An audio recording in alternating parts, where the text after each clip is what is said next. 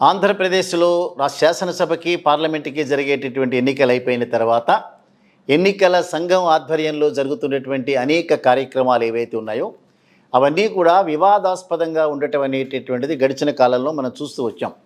తాడిపత్రిలో జరిగినటువంటి సంఘటనలు కానీ, ముఖ్యంగా పిన్నెల్లి రామకృష్ణారెడ్డి గారి మీద జరిగినటువంటి మాచర్లలో జరిగినటువంటి సంఘటనలు కానీ, తర్వాత పురంధరేశ్వర గారి లెటర్ను అనుసరించి మార్చినటువంటి ఎస్పీలందరినీ కూడా సస్పెండ్ చేసేటటువంటి వ్యవహారం కానీ, ఇవన్నీ కూడా కూటమికి డైరెక్ట్గా ఒక కూటమి పార్టీలో ఉన్నటువంటి రీతిలో ఎన్నికల సంఘం వారికి సహకారం అందజేస్తోందనేటటువంటి వాదనలో ఎంతో కొంత నిజం ఉంది అనిపించేటట్లుగా ఎన్నికల సంఘం బిహేవ్ చేయటం అనేటిది మనం చూస్తూనే వస్తున్నాం. ఈ నేపథ్యంలో తెలుగుదేశం పార్టీకి సంబంధించినటువంటి కూటమికి సంబంధించిన సభ్యులందరూ కూడా, నాయకులందరూ ఎన్నికల సంఘానికి అంటే రాష్ట్ర ఎన్నికల సంఘ అధికారికి ఒక రిప్రజెంటేషన్ ఇస్తూ ఏదైతే పోస్టల్ బ్యాలెట్ వ్యవహారం ఉందో ఆ పోస్టల్ బ్యాలెట్లో రిటర్నింగ్ ఆఫీసర్ సంతకం లేకపోయినా, అతని సీల్ లేకపోయినా, కేవలం రిజిస్టర్లో దాన్ని ఎంటర్ చేశారు, సీరియల్ నెంబర్ ఇచ్చారు అనేటటువంటి వాటి మీదనే ఆ పోస్టల్ బ్యాలెట్ని వ్యాలిడ్ పోస్టల్ బ్యాలెట్గా పరిగణించాలి అనేటటువంటి వారి యొక్క సారాంశం ఏదైతే ఉందో లేఖని అది రాష్ట్ర ఎన్నికల సంఘ అధికారికి చేరింది. దానికి సపోర్టివ్గా టీచర్స్ ఫెడరేషన్ ఇచ్చి మరొక లేఖ ఎన్నికల సంఘానికి రాస్తూ టీచర్లందరూ కూడా ఈ పోస్టల్ బ్యాలెట్లో మాత్రమే వారి యొక్క ఓటు హక్కుని వినియోగించుకున్నారు. అందుకని రిటర్నింగ్ ఆఫీసర్ సంతకం లేకపోయినా, సీల్ లేకపోయినా దాన్ని వ్యాలిడ్ ఓటుగా పరిగణించాలి అనేటటువంటి కూటమికి సంబంధించిన లేఖకి మద్దతుగా టీచర్స్ ఫెడరేషన్ కూడా ఇచ్చింది.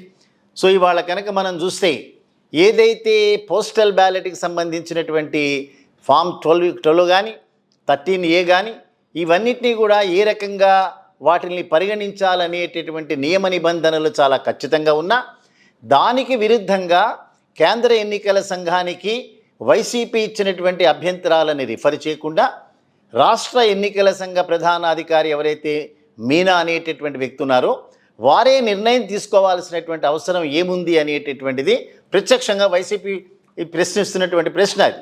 సో వైసీపీ తనకు సంబంధించినటువంటి పూర్వపు మంత్రులు, ప్రస్తుత మంత్రులు, ఎమ్మెల్యేలు, ఎమ్మెల్సీలు కలిసి ఒక డెప్యుటేషన్ అనేటటువంటిది తీసుకుని విరుద్ధంగా అంటే గైడ్లైన్స్కి విరుద్ధంగా తెలుగుదేశం పార్టీ ఇచ్చినటువంటి రిప్రజెంటేషన్ని మీరు కన్సిడర్ చేయాల్సినటువంటి అవసరమే ఉంది.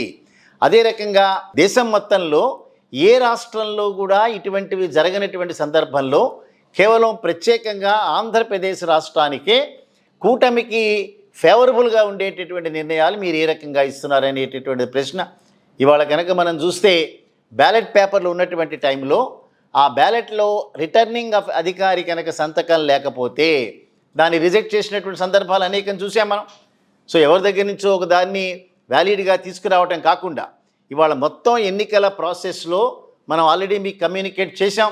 ఎప్పుడెప్పుడైతే పిఓలుగా అంటే పోలింగ్ ఆఫీసర్స్ గాను, మైక్రో అబ్జర్వర్స్ గాను ఎవరినైతే టీచర్లను కానీ, ప్రభుత్వ ఉద్యోగస్తులు కానీ, బ్యాంకు ఉద్యోగస్తులు కానీ, ఇన్సూరెన్స్ ఉద్యోగస్తులు కానీ వారి యొక్క సర్వీసెస్ను ఉపయోగించుకునేటటువంటి నేపథ్యంలో ఎప్పుడైతే వారిని నామినేట్ చేసినారో వారు పోస్టల్ బ్యాలెట్ని ఏదైతే కోరుకుంటున్నారో ఖచ్చితంగా దాన్ని ఒక పద్ధతి ప్రకారం రిటర్నింగ్ ఆఫీసర్ సంతకంతోనే అతను ఓటుని ఎక్సర్సైజ్ చేసేటటువంటి అధికారం ఇచ్చారు.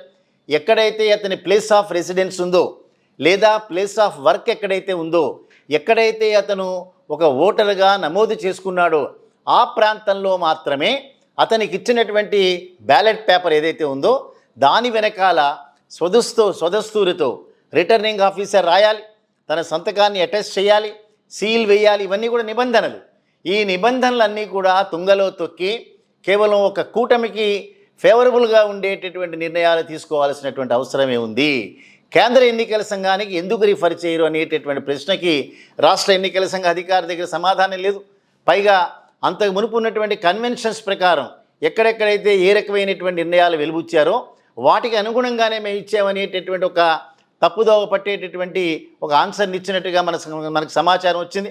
ఏవైనప్పటికీ కూడా ప్రధానమైనటువంటి పార్టీ ఏదైతే మేము అధికారంలోకి రాబోతున్నామని కోరుకునేటటువంటి పార్టీ ఇవాళ ఎన్నికల సంఘానికి మెమొరాండం ఇవ్వటమే కాకుండా కేంద్ర ఎన్నికల సంఘానికి కూడా వారు కమ్యూనికేషన్ ఇవ్వటం, ఒకవేళ 24 గంటల లోపల అంటే 30వ తేదీ సాయంత్రం లోపల కనుక కేంద్ర ఎన్నికల సంఘం కనుక దాన్ని పాజిటివ్గా రియాక్ట్ కాకపోతే న్యాయ వ్యవస్థకి దీన్ని రిఫర్ చేయాలి.